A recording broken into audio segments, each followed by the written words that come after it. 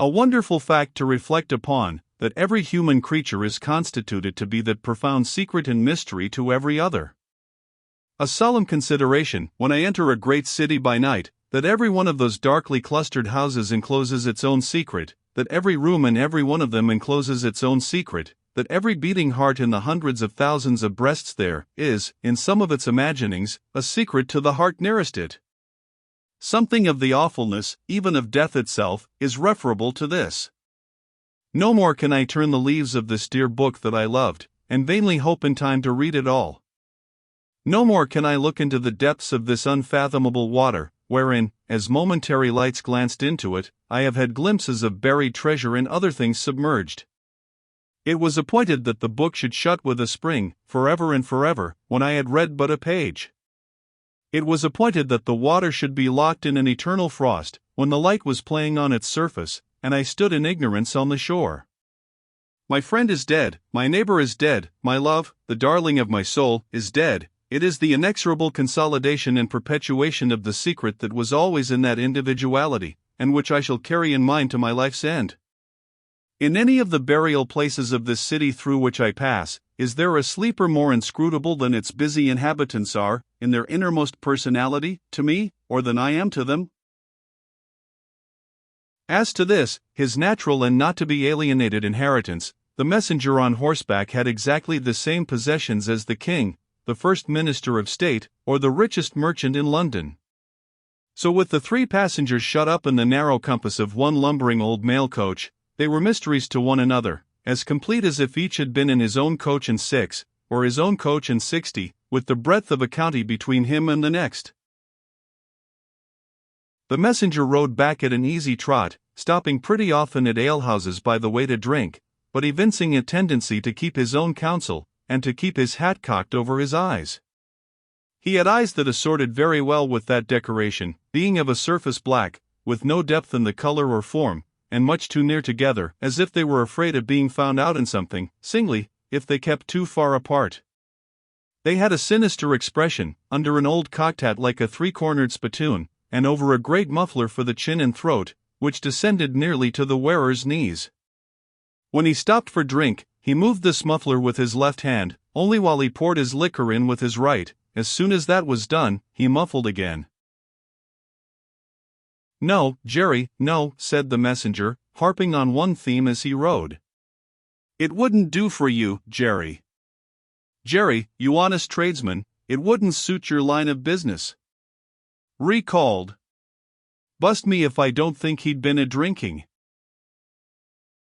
His message perplexed his mind to that degree that he was fain, several times, to take off his hat to scratch his head.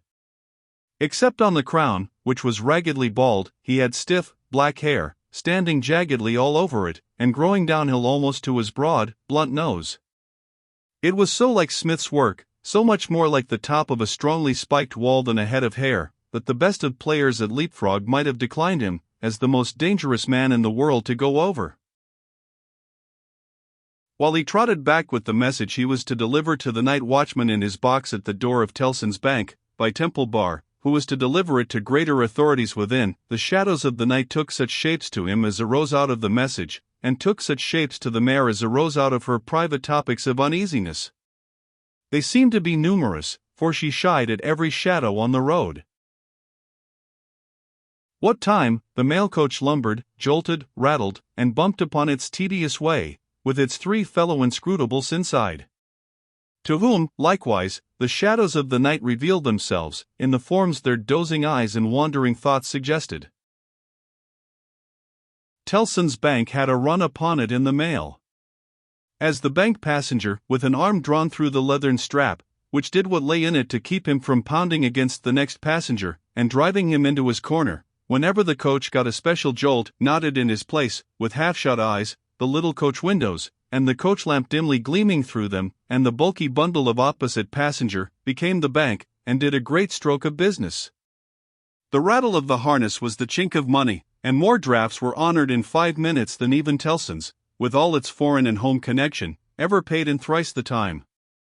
Then the strong rooms underground, at Tellson's, with such of their valuable stores and secrets as were known to the passenger, and it was not a little that he knew about them, opened before him, And he went in among them with the great keys and the feebly burning candle, and found them safe, and strong, and sound, and still, just as he had last seen them. But, though the bank was almost always with him, and though the coach, in a confused way, like the presence of pain under an opiate, was always with him, there was another current of impression that never ceased to run, all through the night. He was on his way to dig someone out of a grave. Now, which of the multitude of faces that showed themselves before him was the true face of the buried person, the shadows of the night did not indicate, but they were all the faces of a man of 45 by years, and they differed principally in the passions they expressed, and in the ghastliness of their worn and wasted state. Pride, contempt, defiance, stubbornness, submission, lamentation, succeeded one another, so did varieties of sunken cheek, cadaverous color, emaciated hands, and figures. But the face was in the main one face, and every head was prematurely white. 100 times the dozing passenger inquired of this spectre. Buried how long? The answer was always the same, almost 18 years. You had abandoned all hope of being dug out? Long ago. You know that you are recalled to life? They tell me so. I hope you care to live? I can't say. Shall I show her to you? Will you come and see her? The answers to this question were various and contradictory. Sometimes the broken reply was, wait. It would kill me if I saw her too soon. Sometimes, it was given in a tender rain of tears, and then it was, take me to her. Sometimes it was staring and bewildered, and then it was, I don't know her. I don't understand. After such imaginary discourse, the passenger in his fancy would dig, and dig, now with a spade, now with a great key, now with his hands, to dig this wretched creature out.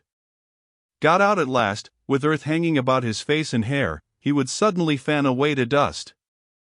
The passenger would then start to himself, and lower the window, to get the reality of mist and rain on his cheek. Yet even when his eyes were opened on the mist and rain, on the moving patch of light from the lamps, and the hedge at the roadside retreating by jerks, the night shadows outside the coach would fall into the train of the night shadows within. The real banking house by Temple Bar, the real business of the past day, the real strong rooms, the Real Express sent after him, and the real message returned, would all be there. Out of the midst of them, the ghostly face would rise, and he would accost it again. Buried how long? Almost 18 years. I hope you care to live? I can't say. Dig, until an impatient movement from one of the two passengers would admonish him to pull up the window, draw his arms securely through the leathern strap, and speculate upon the two slumbering forms, until his mind lost its hold of them, and they again slid away into the bank and the grave.